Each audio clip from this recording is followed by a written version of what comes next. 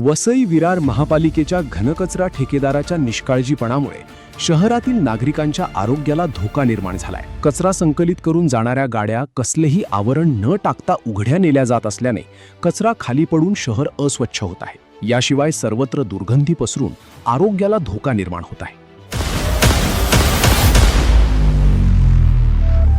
दैनंदिन रस्ते सफाई, गटर सफाई, वर्गीकृत व विलगीकृत कचरा संकलन करणे आणि संकलित कचरा डंपिंग ग्राउंडवर वाहून नेणे या कामासाठी पालिकेने 400 कोटींचे कंत्राट काढले आहे। कचरा संकलित करून तो डंपिंग ग्राउंडवर वाहनातून नेताना तो बंदिस्त करावा अशी प्राथमिक अट आहे। मात्र कचरा ठेकेदार या नियमांचे उल्लंघन करून सर्रास उघड्या गाड्यातून कचऱ्याची वाहतूक करत असतो। त्यामुळे गाड्यातून कचरा रस्त्यावर सांडत असतो।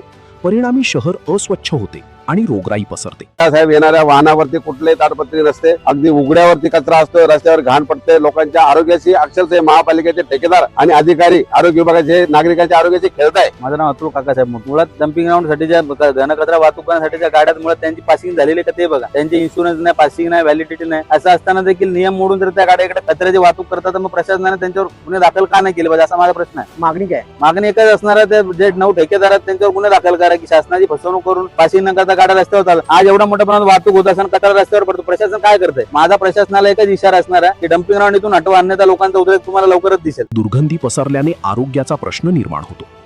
एकीकडे घनकचरा नियम कडक करण्यात आलेले असताना दुसरीकडे अशा प्रकारे ठेकेदाराकडून नागरिकांच्या आरोग्याशी खेळ सुरू आहे। अशा ठेकेदारावर कारवाई करून त्याचा ठेका रद्द करण्याची मागणी करण्यात येत आहे।